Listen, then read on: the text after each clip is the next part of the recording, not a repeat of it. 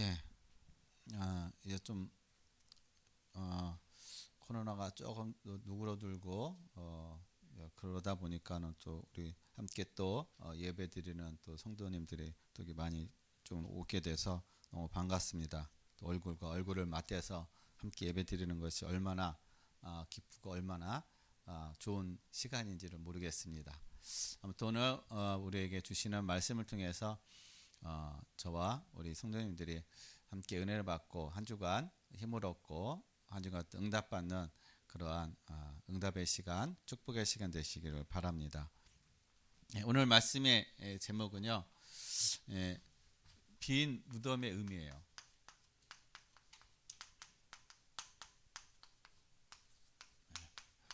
예수님께서 십자가에 죽으시고 이제 아리마대 요셉이 예수님의 시체를 이제 달라고 해가지고 자기가 들어갈 무덤을 자기를 위해서 만들어 놓은 무덤을 예수님을 거기다가 이 굴에다가 돌을 깎아서 만든 굴입니다. 거기에다가 예수님의 시신을 놓은 거예요.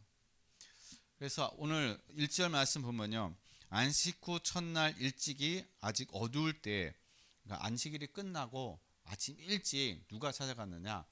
마리아, 막달라 마리아가 찾아갔습니다. 남자가 찾아간 게 아니에요. 여자가 아침 일찍 새벽에 어두울 때, 그것도 환한 것이 아니라 어두울 때, 이제 아직 동이 트기 전에 이제 예수님의 그 묻혀 있는 예수님이 이제 들어가 있는 그 동굴에 돌무덤에 찾아갔다라는 것입니다. 이 여인의 입장에서는 막달라 마리아는요, 성경에서 보면은 예수님의 특별한 그런 사랑을 입은 사람이에요. 그러니까 사랑을 많이 받은 사람은요, 그만큼 또 사랑하게 되어 있는 거예요. 예수님으로부터 그만큼 많은 사랑을 받았기 때문에 그 사랑이 너무 넘치고 그 사랑이 너무 크니까는 예수님이 십자가에 죽으시고 이제 자기들과 함께 할 수 없다라는 그런 슬픔, 그 속에 있는 거예요. 그러다 보니까 이 마리아는요, 아침 일찍 그 무덤 안에는 들어갈 수 없겠지만 그래도 그 앞이라도 한번 가보고 싶은 그러한 마음, 간절함이 이 여인에게 있었다라는 것입니다. 그런데요, 가보니까 어때요? 무덤 문이 열려져 있고, 그러니까 그 무덤 문이요, 이 큰 돌로다가 앞에 입구를 딱 막고 있어가지고 여자 혼자서는 도저히 그 돌문을 열 수 없는 그러한 상황이라는 겁니다. 그런데 가보니까 무덤 문이 열려 있는 거예요. 너무 놀란 거죠. 그래서 안에 보니까는 예수님의 시신이 없는 거예요. 무덤이 비어 있다라는 것입니다. 너무 놀래가지고 제자들에 찾아가가지고 제자들한테 얘기하는 겁니다. 예수님의 무덤이 없어졌습니다. 누가 예수님의 시신을 누가 가져간 것 같은데 이제 큰일 났습니다. 그렇게 그런 내용이 있는 것이 바로 오늘 본문 내용인 것입니다. 그래서 제자들도 쫓아가서 어떻게 해요? 무덤 안에 딱 보니까 진짜 예수님의 시신이 없는 거예요. 예수님을 쌌던 세마포와 머리를 감쌌던 수건은요, 잘 포개져 가지고 개 가지고 한쪽에 아주 그냥 정돈이 돼 가지고 놓여 있는데 예수님의 시신만 없는 거예요. 그리고 나서 오늘 9절 말씀 보면요, 뭐라고 얘기하는, 아주 중요한 구절인데 뭐라고 표현하고 있느냐? 그들은 성경에 그가 죽은 자 가운데서 다시 살아나야 하리라 하신 말씀을 아직 알지 못하더라. 예수님이 죽었다가 다시 살아날 거라는 그 사실을 몰랐다라는 거예요. 그러니까 이들은 충격에 빠질 수밖에 없는 거죠. 왜냐? 예수님의 시신이 없기 때문에. 자신들의 스승인 그 예수님의 시신이 없어졌기 때문에 이 제자들에게 있어서는 너무 놀란 거예요. 충격적인 일이라는 것입니다. 자, 우리의 신앙이 바로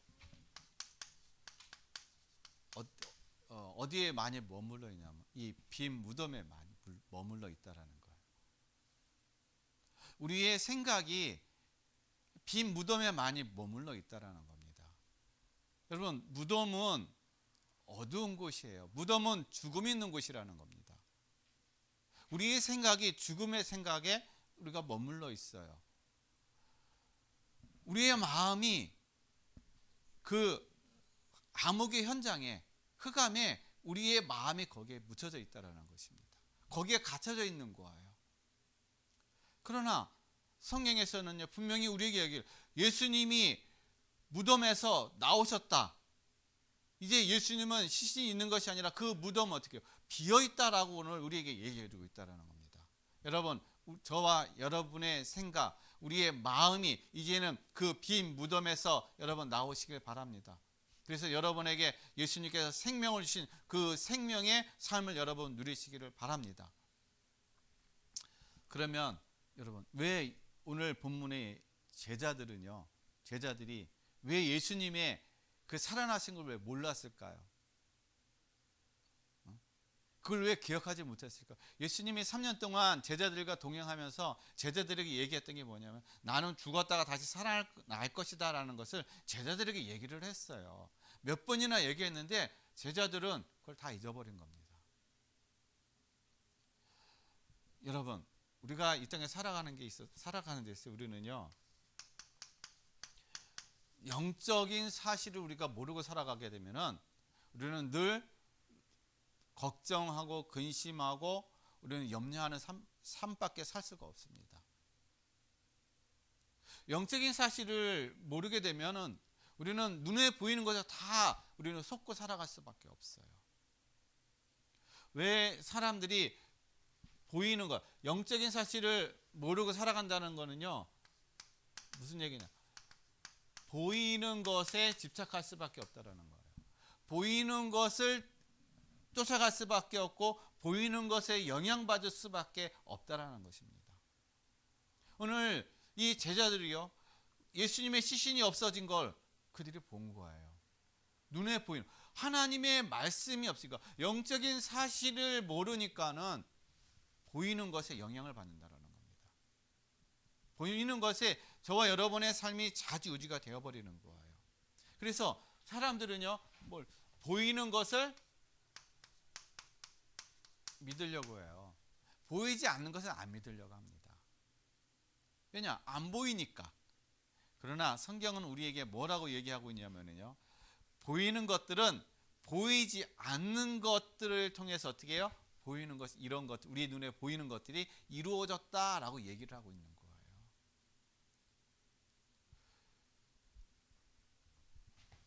그러면은 이 빈 무덤의 의미는 무엇일까요?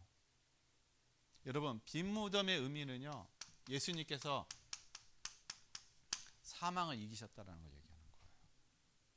우리가 영원히 멸망받고 우리가 영원히 죽어야 되는데, 죄로 말미암아 죽어야 되는데, 그 사망의 권세를 예수님이 어떻게 해요? 이기셨다라는 거예요. 그 무덤이 예수님을 가둬둘 수 없다라는 것입니다. 사망이 예수 그리스도를 가둬둘 수 없다라는 거예요. 그래서 예수님은 생명을 어떻게 해요? 다시 부활하셨다라는 것입니다. 다시 살아나셨다라는 겁니다. 뭘요? 사망 권세를 깨트리고 살아나셨다라는 거예요. 승리하셨다라는 것입니다. 이걸 우리에게 얘기해주고 있는 것입니다. 그런데 우리가요, 이 영적인 사실을 모르니까는 뭐에 영향을 받습니까? 보이는 것. 보이는 것에 영향을 받는 거예요. 보이는 것만 믿으려고 한다는 겁니다. 그래서 보이지 않는 것들은 어떻게 해요? 믿지 않으려고 하는 거예요. 그러니까 제자들이 보이지 않는 것들은 어떻게 해요? 믿지 않으려고 하는 것입니다. 저와 여러분도 보이지 않는 것은요, 잘 안 믿으려고 그래요. 왜냐? 모르니까. 모르니까는 보이지 않는 거는 그게 뭐 있겠어? 그렇게 생각하는 것입니다. 그러면 우리가 보이지 않는 것을 우리가 어떻게 믿느냐, 그게 중요한 거잖아요. 보이지 않는데 우리가 어떻게 믿어요? 봐야 있는지 없는지 그게 확신이 되는데 보이지 않는데 어떻게 믿어요? 그래서 하나님께서 우리에게 뭘 주셨느냐? 그래서 말씀을 주신 거예요. 하나님의 말씀을 주셔가지고 하나님께서는 이 말씀을 통해서 영적인 사실들을 알게 하시고 깨닫게 하셨다라는 겁니다.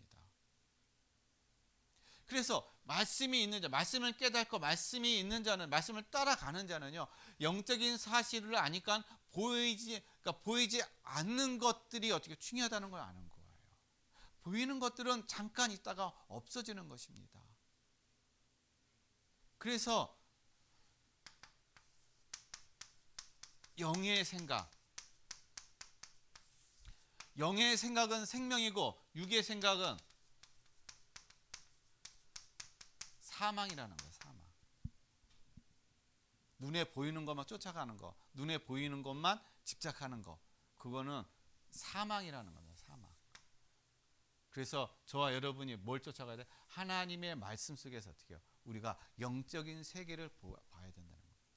보이지 않는 것이 있다라는 거, 영원한 것이 있다라는 사실을 우리가 깨닫고 알아야 육신적인 눈에 보이는 것에 우리가 영향받지 않고 그것에 우리가 집착하지 않는다라는 거예요. 그것이 중요하지 않다는 걸 우리가 알고 깨닫는다는 것입니다. 그런데 세상은 어떻게 갑니까? 세상은 보이는 걸 쫓아가요. 세상은 보이는 걸 잡으려고 해요. 세상은요, 남에게 나타내 보여지는 거, 남에게 과시되어지는 거, 남이 뭔가 드러낼 수 있는 그런 것을 쫓아가고 그런 것을 위해서 살아가고 있다는 것입니다. 왜요? 영적인 사실을 모르니까. 영적인 걸 모르니까 어떻게 해요? 그렇게 살아갈 수밖에 없다라는 거예요. 그래서 여러분, 말씀이 없잖아요. 말씀이라는 것은 곧 하나님의 언약을 얘기하는 겁니다. 언약. 하나님께서 저와 여러분에게 주신 언약. 그래서 우리가 이렇게 예배드리는 이유는요, 하나님의 언약을 붙잡으려고 하는 거예요. 오늘 하나님께서 저에게 주신 언약이 뭘까? 한 주간 내가 하나님의 말씀을 붙잡고 하나님께서 나에게 주신 한 주간 내가 붙잡고 가야 될 말씀이 무엇일까? 그것을 붙잡고 그 속에서 우리가 인도함 받기 위해서 우리가 오늘 예배드리고 우리가 예배 속에서 하나님의 말씀, 언약을 붙잡는 것입니다. 그래서 그 말씀이 한 주간의 여러분의 삶의 길이 되는 것이고 한 주간의 여러분의 삶의 생명이 되는 거예요. 근데 우리가 이 말씀을 잃어버리게 되면은 인생의 길을 헤매게 되는 것이고, 생명이 없으니까 당연히 어떻게 해요? 육적인 생각을 가지고 사망 가운데서 어떻게 해요? 우리가 헤맬 수밖에 없는 그런 우리의 삶이고 우리의 인생이라는 것입니다. 그래서 말씀, 언약이 없잖아요. 이 언약이 없게 되면은 찾아오는 게 뭐냐면 불신앙인 거예요. 여러분, 하나님의 말씀 속에 없게 되면요, 언약을 못 잡으면은 불신앙이 온다라는 거예요.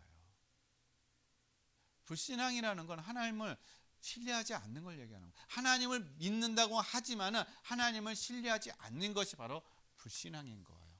그러니까 민수기서 14장에 정탐꾼이 있죠. 자, 가나안 땅에 12명의 정탐하러 들어갔습니다. 40일 동안 가나안을 다 정탐을 했어요. 가서 정탐꾼이 돌아와가지고 이스라엘 백성들한테 딱 얘기를 합니다. 자, 정말 우리가 가나안 땅에 우리가 들어가야 돼. 하나님이 약속하신 저 가나안 땅 우리가 가서 보니까는 진짜 하나님이 말씀하신 것처럼 젖과 꿀이 흐르는 땅이다. 너무나도 좋은 땅이다. 그런데 거기에 사는 이 가나안 족속들은 우리보다 키가 거인이다.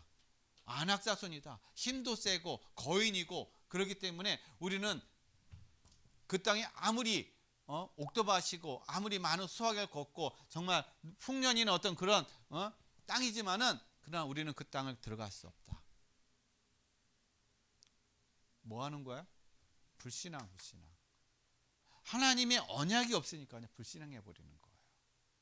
12명의 정탐꾼이 가는데 10명이 어떻게 해요? 다 안 된다. 우리는 들어갈 수 없다라는 불신앙으로 딱 사로잡힌 거예요. 그러나 그 중에서 여호수아와 갈렙은 뭐라고 얘기했습니까? 아니다. 저들은 이미 어떻게 해요? 우리의 밥이라는 거예요. 이미 하나님이 그 땅을 우리에게 주시기로 약속하셨기 때문에 우리가 들어가면 된다. 그러면 하나님께서 그 땅을 가나안 땅을 하나님 우리에게 주실 것이다. 믿음으로 간 것입니다. 뭘 붙잡은 거예요? 하나님의 말씀, 언약을 붙잡은 겁니다. 저와 여러분은 언약을 붙잡고 가는 사람. 그래서 언약의 백성이에요. 언약의 백성. 아담과 하와가 뭘 떠난 거예요? 하나님의 말씀을 떠난 거예요. 하나님의 말씀 떠나니까요, 영적인 것이 다 잃어버린 겁니다. 육적이 된 거예요. 사망이 와버린 거예요. 죄가 들어온 거예요. 사단에게 이제 완전히 노예가 된 것입니다. 그런데 다시 하나님이 우리에게 말씀을 주신 거예요. 그리스도로 말미암아 우리를 다시 회복하시고 우리에게 영원한 생명의 말씀을 주신 겁니다. 그래서 우리와 함께 하시면서 우리에게 어떻게 말씀을 따라오라는 거예요. 말씀을 붙잡고 오라는 거예요. 그래서 저와 여러분의 심령, 여러분의 마음에 하나의 말씀이 살아있게 되면은 여러분 이 땅에서 걱정할 거 아무것도 없다라는 것입니다. 하나님 모든 것들을 어떻게 해요? 다 보장해 주신다라는 것입니다. 자, 그러면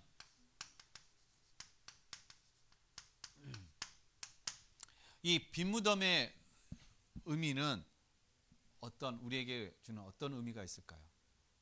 자, 이 빈무덤의 통해서 저와 여러분이 오늘 이 시간을 통해서 믿음으로 다시 새롭게 새로운 삶, 새로운 믿음, 새로운 어떤 은혜를 누려가는 저와 여러분의 삶이 되시기를 바랍니다. 첫 번째요, 이 빈무덤의 의미라는 것은 여러분 죽음이 끝이 아니라는 거예요. 죽음이 끝이 아니라는 거예요. 세상도 마찬가지로요. 많은 사람들이 이 죽음에 대한 것, 죽으면 이제 끝난다. 죽으면은 또 우리가 다른 곳에 간다. 그러니까 막연하게 다른 곳에 간다고 얘기를 해요.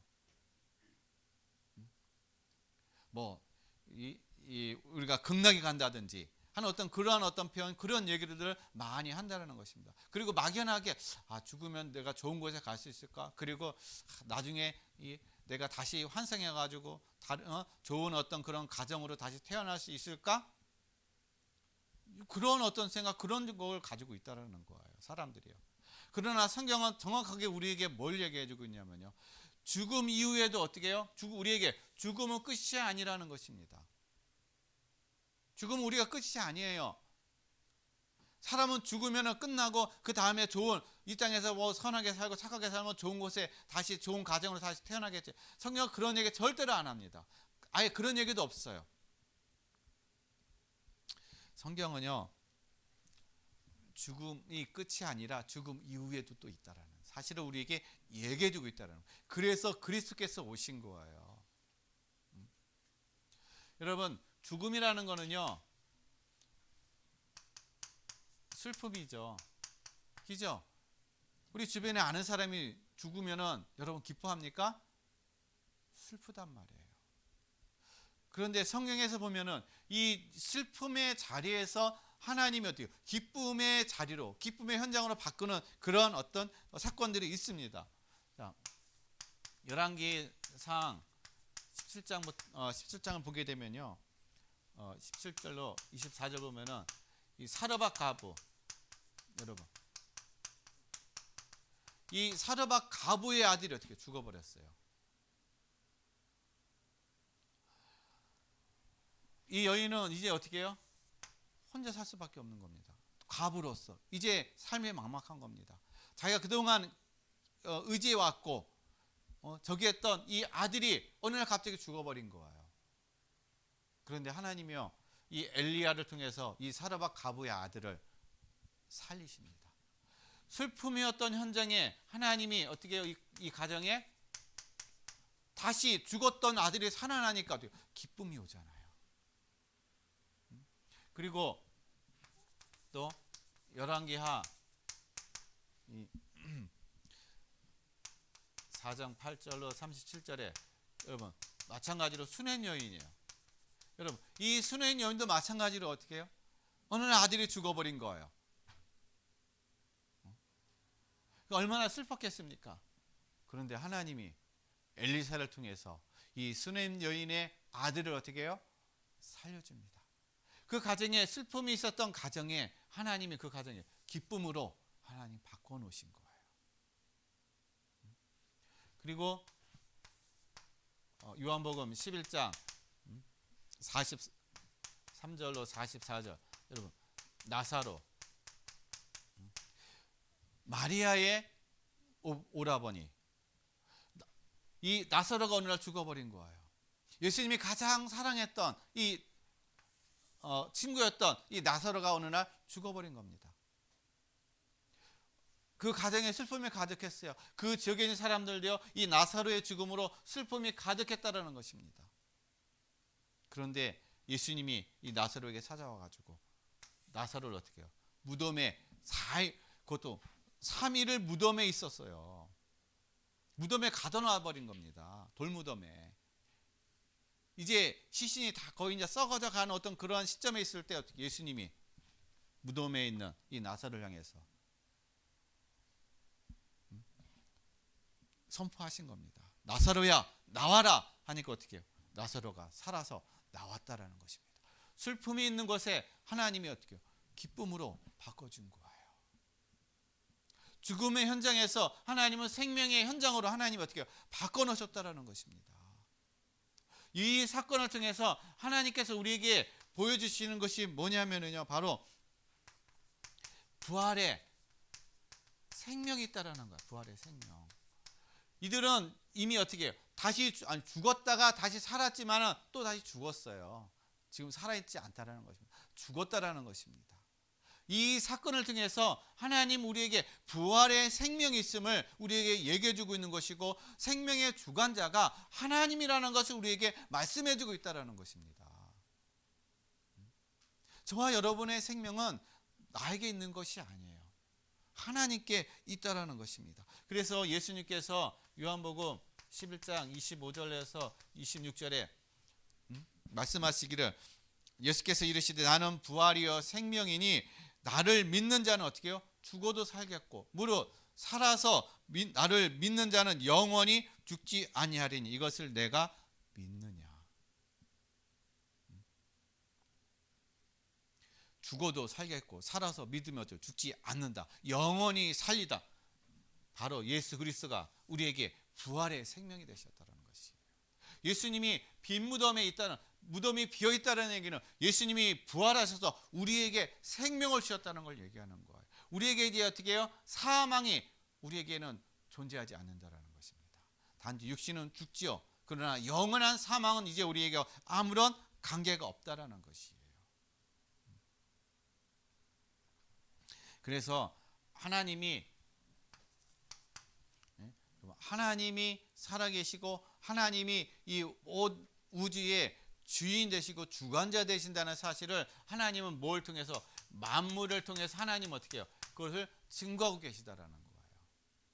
만물을 통해서 하나님이 살아계심을 증거하고 계시다는 겁니다. 그래서 로마서 1장 20절 말씀을 보면요, 하나님이 창세부터 하나님께서는 어떻게 해요? 모든 만물 가운데 하나님이 어떻게 해요?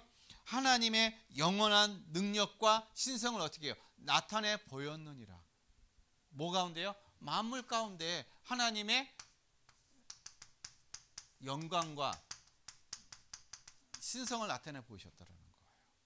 즉, 이 온 우주, 이 세상의 주인이 누구냐? 하나님이라는 거. 주관자가 누구냐? 하나님이라는 거야. 창조자가 누구냐? 하나님이라는 거. 그것을 뭘 통해서요? 모든 만물을 통해서 나타내셨다라는 것입니다.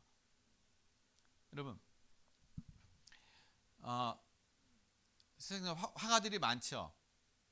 옛날에 유명한 과거에 화가들, 피카소라든지 아니면 우리나라의 이중섭 화가라든지 그분들의 어떤 그림이나 그런 것들은요, 이 고액이잖아요. 아주 희귀한 어떤 그런 적이고 소장 가치가 있는 그런 그림이잖아. 그 그림, 이것은 피카소가 그린 그림이야. 이건 레오나르도 다빈치가 그린 그림이야. 이거는 이중섭 화가가 그린 그림이야. 다 어떻게 그림에 대한 그 그림을 그린 사람의 주인이 다 있다라는 것입니다. 이 세상도 마찬가지라는 거. 이 세상도 하나님 만물을 이렇게 만들어 놓으시고 만물 가운데 어떻게 해요? 하나님의 영광과 하나님의 신성을 나타내 보인 거. 그래서 그것을 보면서 이 세상의 주인이, 이 세상의 주관자가 하나님이라는 것을 어떻게 하나님은 그것을 나타내 보이셨다라는 거예요. 그래서 모두가, 이 세상의 모든 인류의 사람들이 하나님 앞에 가서 심판받을 때 어떻게 해요? 아무도 하나님 앞에 반박할 수 없다라는 겁니다. 나 하나님 몰랐는데요? 하나님 살아계시는 저 모르는데요? 아니요. 하나님은 이미 이 세상의 모든 만물을 통해서 하나님이 살아 계심을, 하나님이 주인이라는 사실을 어떻게 해요? 다 나타내 보이셨다라는 거예요. 그런데 우리의 마음이 어떻게 해요? 완악한 마음이에요. 우리의 마음이 둔한 마음이라는 겁니다. 그래서 그 하나님을 우리가 인정하지 않으려고 하는 거예요. 하나님을 나의 주인으로 내가 모셔드리려고 하지 않는다라는 것입니다. 그것이 우리 가운데, 나도 모르게 우리 가운데 그것이 어떻게 있는 거예요. 그러다 보니까 계속 하나님을 부정하고 싶은 거예요. 신을 자꾸 어떻게 부정하고 싶은 것들이 우리에게 있다라는 것입니다. 그래서 이것을 보여주면서 하나님은 우리에게 말씀하시고자 하는 것이 뭐냐면요, 바로 죽음이 끝이 아니라는 걸 우리에게 얘기해 주고 있는 거예요. 그래서 누가복음 16장 19절로 31절에 부자와 나사로의 사건, 두 사람이 죽었습니다. 부자도 죽고 이 거지 나사로도 죽었어요. 그런데 이 부자는요, 죽어서 어디로 갔습니까? 지옥으로 들어갔습니다. 펄펄 끓는 지옥에 들어간 거예요. 나사로는요, 죽어서 아브라함 품에 들어갔습니다. 그래서 거지는 다 천국에 가고 부자는 다 지옥에 가느냐, 그 얘기를 하는 것이 아니에요. 이 땅, 우리가 육신을 입고 있는 이 세상, 이 땅에서 우리가 구원을 받았느냐, 그리스도를 만났느냐, 못 만났느냐에 의해서 어떻게 해요? 영원한 형벌에 들어가는 것이고 영원한 천국에 들어간다는 거예요. 그래서 육신의 삶은 길어야 100년, 그러나 그 이후에 우리의 영적인 삶은요, 영원하다는 것입니다. 100년의 삶이 통해서 우리의 보이지 않는 영원한 삶이 결정된다는 거예요. 그래서 이 영원한 삶을 위해서, 우리의 영원한 삶을 주시기 위해서, 그래서 그리스도께서 오셔서 우리가 영원한 죽음으로, 영원한 멸망으로 가야 될 우리를 그리스도께서 십자가상에서 우리의 모든 죄를 대신해서 십자가에서 죽으시고 사망 권세를 깨뜨리시고 그래서 부활하셨다라는 것이에요. 그래서 예수님의 무덤은요, 빈 무덤인 거예요. 그래서 히브리서 9장 27절에 한 번 죽는 것은 정해지신 것이요, 그 이후에는 심판이 있으리라. 심판이 있다라는 거예요. 심판. 그 하나님 앞에 가는 그 심판은요, 한 사람도 어떻게 해요? 그 심판을 벗어날 자가 아무도 없다라는 것이에요. 그래서 오직 이 그리스도를 만난 사람, 생명이 있는 자만이 어떻게 해요? 그 심판을 벗어날 수가 있는 거예요. 그래서 저와 여러분이 정말 그리스도를 안에서 참된 자유를 누리고 구원을 받고 참된 생명을 누리는 저와 여러분의 삶이 되시길 바랍니다. 그 다음에 두 번째로는요, 이 빈무덤이라는 의미는 바로 사단의 권세가 어떻게 해요? 완전히 꺾였다는 걸 얘기하는 거예요. 이제 사단의 권세는 다 꺾인 것입니다. 사단의 권세는 이제 모든 것이 어떻게 다 끝나버린 거예요. 그래서 이 사실은요, 창세기 3장 15절 말씀, 하나님께서 여자의 후손을 통해서 뱀의 머리를 상하게 할 것이다 라고 말씀하셨어요. 언약을 주신 것입니다. 앞으로 그리스도가 오시면은 이 사단의, 뱀의 머리, 사단의 머리를 어떻게 박살내겠다. 그러나 그 뱀은 예수님의 발 뒤꿈치만 어떻게 상하게 할 뿐이지만은, 그러나 예수 그리스도는 어떻게 십자가상에서 이 사단의 머리를 완전히 박살내셨다라는 거예요. 그래서 이제 사단은요, 저 그리스도 앞에 꼼짝 못한다라는 것입니다. 그리스도 앞에 완전히 어떻게 해요? 이제 결박당한 거예요. 그래서 요한일서 3장 8절 말씀에 죄를 짓는 자마다 마귀에게 속하나니 하나님의 아들이 나타나신 것은 마귀의 일을 멸하기 위해서 나타나셨습니다. 그리스도께서 이 땅에 오신 일은 우리를 사망과 죄악과 저주와 재앙 가운데, 우리를 멸망 가운데 우리를 끌고 가고 있는, 우리를 그렇게 망하게 하는 이 사단의 권세를 어떻게 해요? 예수 그리스도께서 완전히 끝내셨다라는 거예요. 사단이 하는 모든 것들을 다 어떻게 해요? 하나님 예수 그리스도께서 다 멸해 주셨다라는 것입니다. 우리가 이 사실을 믿는 거예요. 이제 사단은 저와 여러분의 삶 가운데 이제 아무런 관계가 없는 것입니다. 비록 사단은 우리 옆에 와가지고 우리를 쏙닥쏙닥 거리고 우리를 유혹하고 우리를 유혹하고 우리를 속일 수는 있지만은 그러나 이제는요 우리를 영원히 멸망하지 못한다는 사실인 것이에요. 그러면 예수 그리스도께서 이 마귀의 일을 멸하셨다고 하는데 이 마귀의 일이 뭡니까? 골로새서 2장 13절로 15절. 마귀의 일이라는 거는요 바로 마귀가 처음에 한 것이 뭡니까? 하나님과 우리 사이를 갈라놔 버린 거예요. 뭐로요? 죄 문제. 죄로 말미암아 하나님과 우리 사이를 갈라놓음으로 인해서 이제 어떻게 해요? 이 죄로 말미암아 저와 여러분의 삶에 재앙과 저주를 가져다 준 것입니다. 그래서 우리 죄 문제를 해결할 수가 없는 거야. 그런데 예수님이 어떻게 해요? 13절에 죄 문제를 해결해 주셨다는 것입니다. 13절 보면 또 범죄와 육체의 무할례로 죽었던 너희를 하나님이 그와 함께 살리시고 우리의 모든 죄를 사하시고 그리스도께서 부활하심으로 빈 무덤이 됨으로 말미암아 우리를 어떻게 해요? 그리스도를 하나님이 살리시고 우리의 모든 죄를 십자가상에다 다 사해 주셨다. 다 끝내 주셨다. 이제 하나님 앞에 우리는 어떻게 죄인이 아니라 하나님 우리를 보실 때 의롭다라고 하나님 우리를 인정해 주신다라는 겁니다. 이제 죄는 다 끝난 거예요. 과거, 현재, 미래의 죄, 우리 조상이 지었던 모든 죄, 우리의 했던 모든 원죄, 그것이 다 끝났다라는 것입니다. 이제 죄 문제는 어떻게 해요? 우리가 짓는 죄들은, 내가 짓는 죄들은요, 그때 우리가 하나님 앞에 회개하면 되는 거예요. 그래서 이제 우리는 죄인이 아니라 하나님 앞에 의인이라는 것입니다. 그 다음에 두 번째로는요, 율법이에요.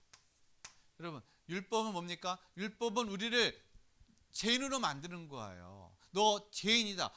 그걸 깨닫게 해주는 것이 뭡니까? 율법인 거예요. 많은 사람들은 율법 가운데 있습니다. 율법 속에서 살아가고 있는 거예요. 그래서 율법이 있으니까요, 우리가 자꾸 정죄하는 거예요, 사람을. 율법이라는 그 기준이 있기 때문에요, 자꾸 그 기준을 가지고 사람을 정죄하고 판단하고 또 사람을 또 때로는 어떻게 그걸 가지고 죽이기도 하고 그런단 말이에요. 그리고 그거에 우리가 묶여 있는 겁니다. 자유하지 못하는 거예요. 왜냐? 다 율법 속에 있기 때문에. 그런데 그리스도께서 우리를 어떻게 해요?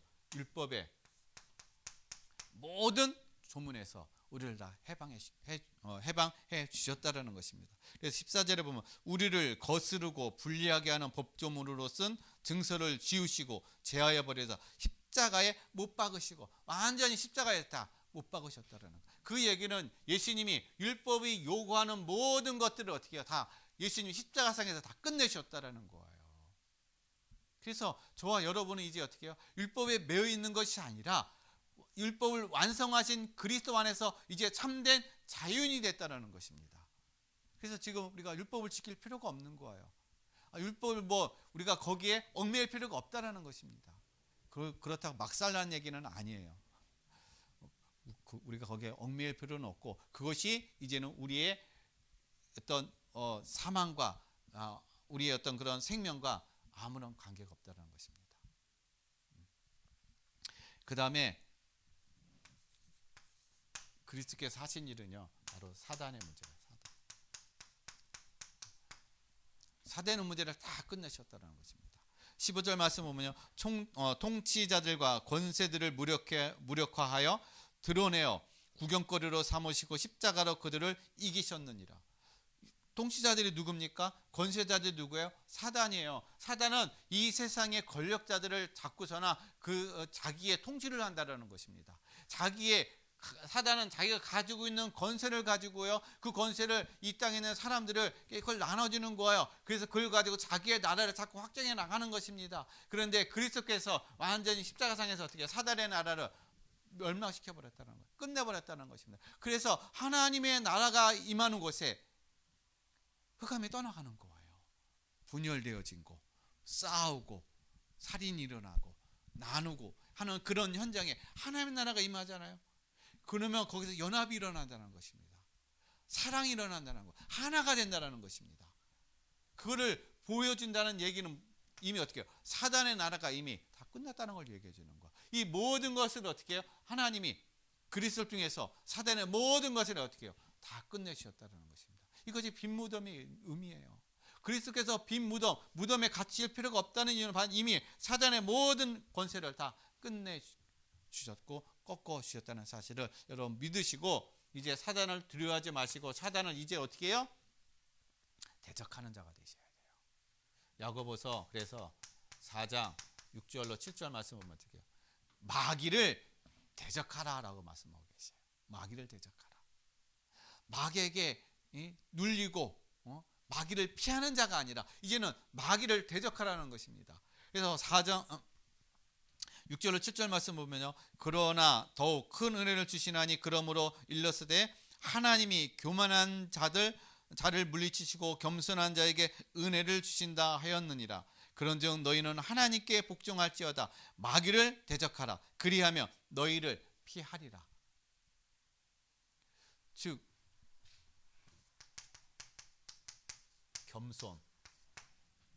겸손한 자에게 하나님 뭘 주신다? 은혜를 베푸신다. 어떤 사람이 겸손한 자입니까? 세상에 겸손한 자는요, 자꾸 다른 사람을 이렇게 지켜주고 다른 사람을 양보해주고 자기를 드러내지 않고 그냥 늘 낮은 자리에서 그냥 어떤 묵묵히 일하는 그런 사람들, 겸손한 사람이라고 얘기해요. 맞아요. 그런 사람은 겸손한 사람입니다. 그건 세상적인 기준이에요.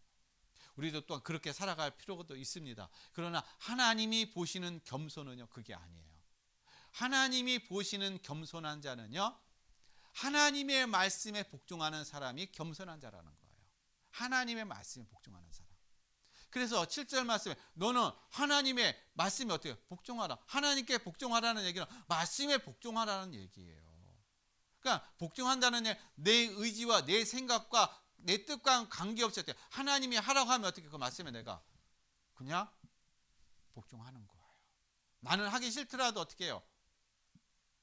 그냥 그 말씀에 따라가는 거예요. 그게 겸손한 자라는 겁니다. 하나님 앞에.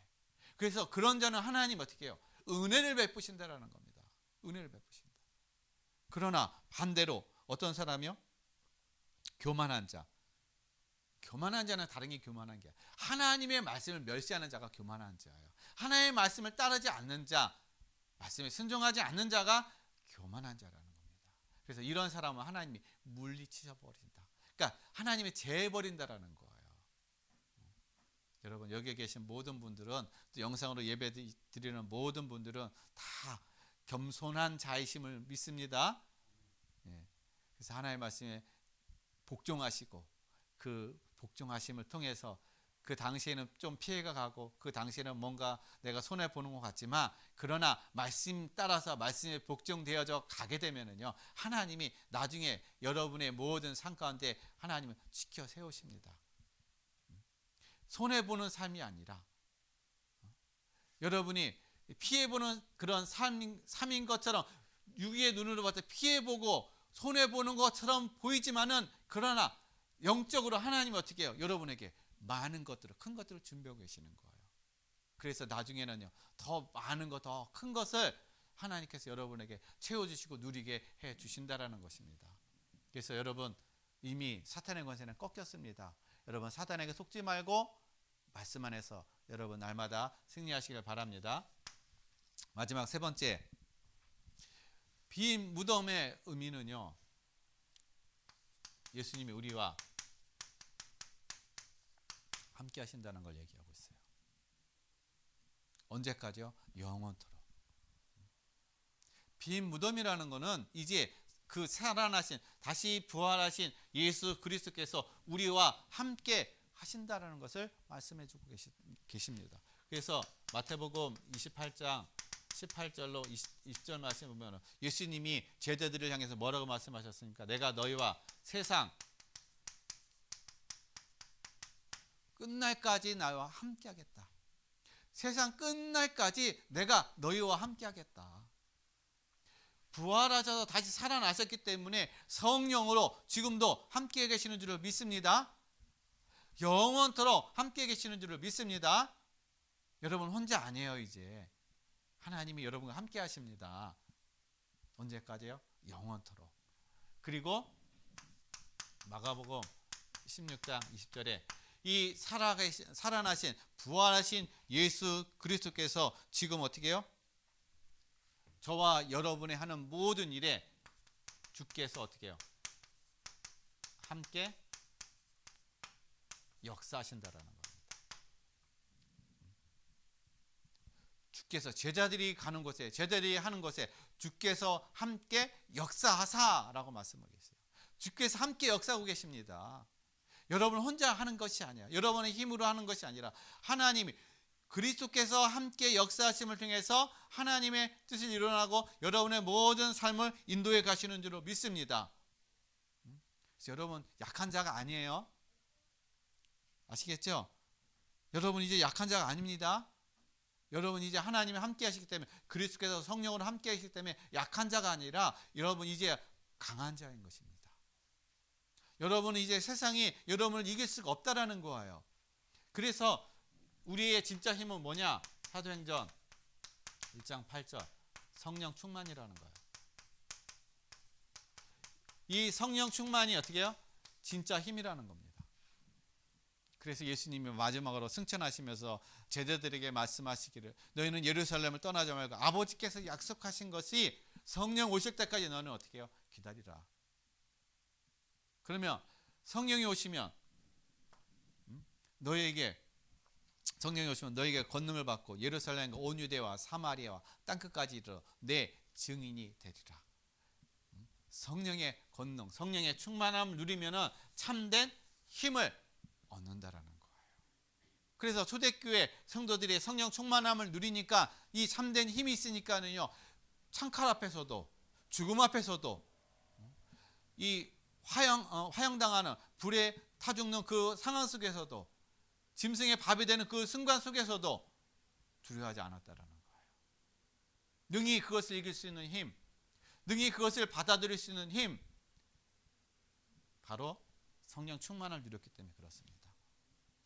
지금도 마찬가지로 성령 하나님께서 저와 여러분과 함께 계셔요. 영혼들은 함께 계십니다.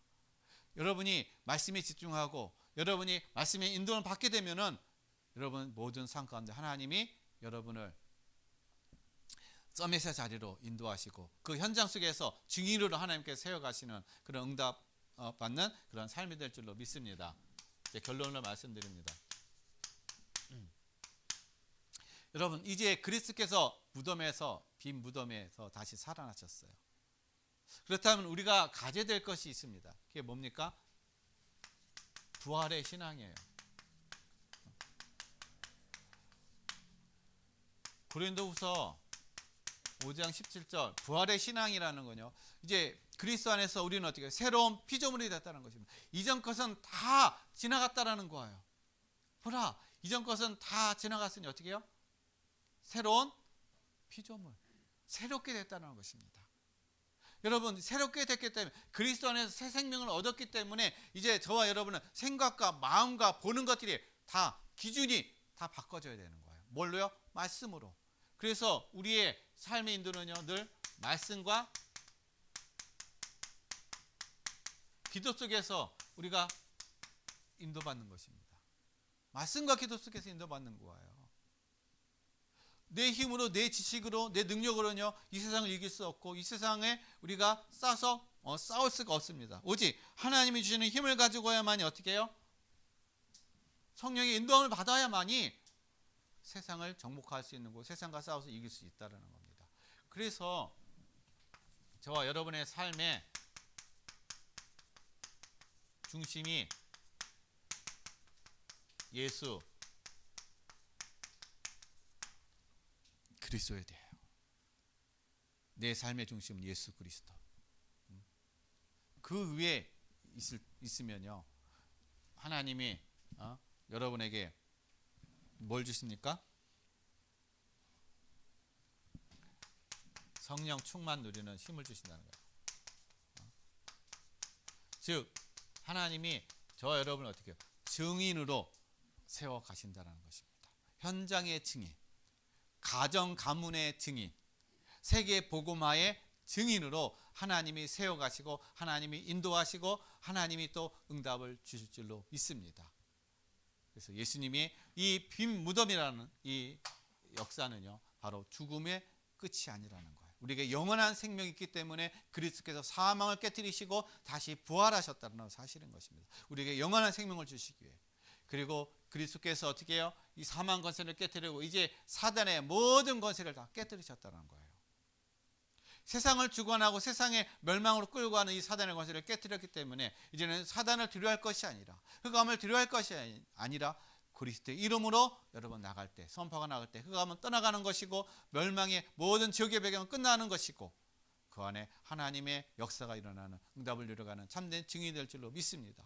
그래서 하나님이 저와 여러분과 함께 하시는 거예요. 영원토록 함께 하셔서 함께 하는 모든 일에 하나님의 역사하심을 통해서 우리의 힘으로 아니라, 우리의 능력이 아니라 하나님의 능력으로 되어져가는 그런 참된, 세상이 알 수도 없고 세상이 또한 누릴 수도 없고 세상이 빼앗을 수도 없는 그런 응답과 축복을 누려가는 우리의 모든 성도님들 되시기를 예수 그리스도의 이름으로 간절히 축원드리겠습니다.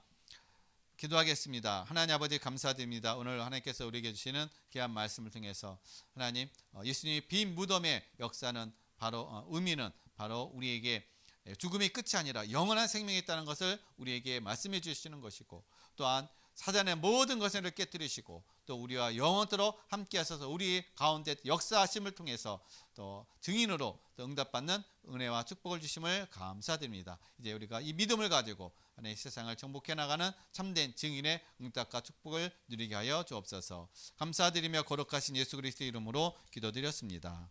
아멘.